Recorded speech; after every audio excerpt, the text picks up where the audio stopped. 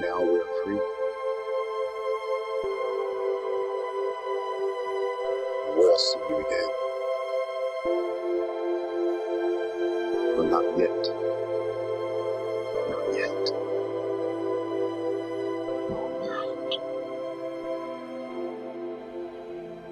February 25. Morning clearness. It is not inertia, ill will, awkwardness, even if there is something of all this in it, because vermin is born of the void, that cause me to fail, or not even to get near failings. Family life, friendship, marriage, profession, literature. It is not that, but the lack of ground underfoot, of air, of the commandment.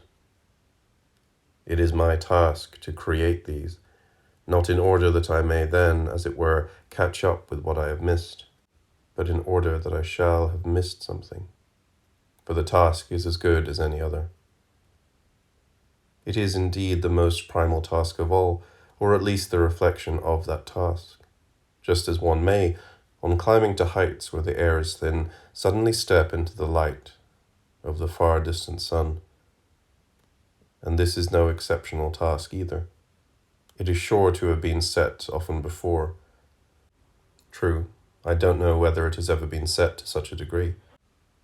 I have brought nothing with me of what life requires, so far as I know, but only the universal human weakness.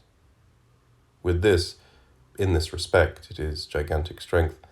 I have vigorously absorbed the negative element of the age in which I live, an age that is, of course, very close to me, which I have no right ever to fight against, but, as it were, a right to represent.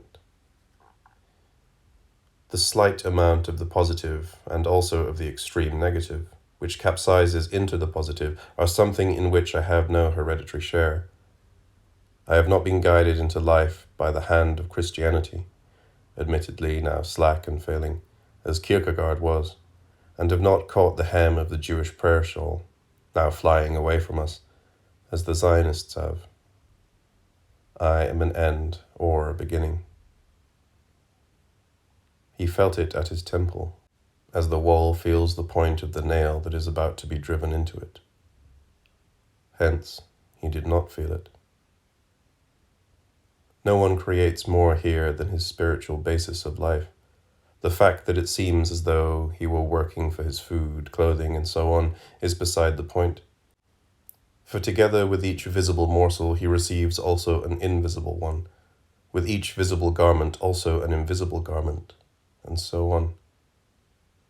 That is every human being's justification.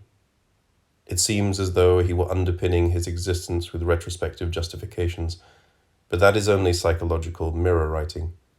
In actual fact, he is erecting his life on his justifications.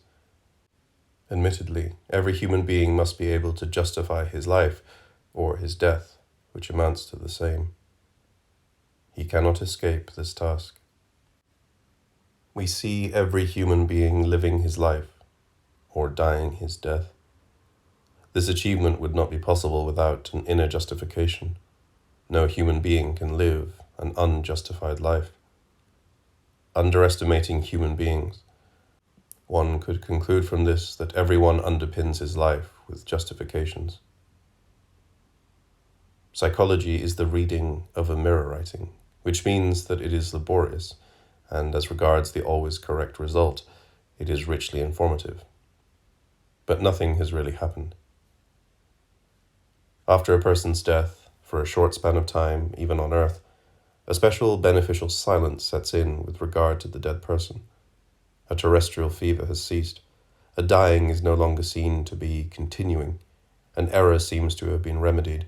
Even for the living there is an opportunity to breathe freely, for which reason, too, the windows are opened in the room where the death took place.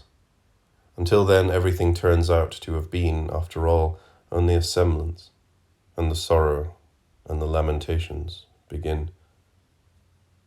The cruelty of death lies in the fact that it brings the real sorrow of the end, but not the end.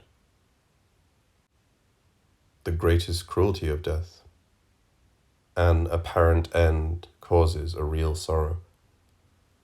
The lamentation around the deathbed is actually the lamentation over the fact that here no dying in the true sense has taken place. We must still content ourselves with this sort of dying. We are still playing the game.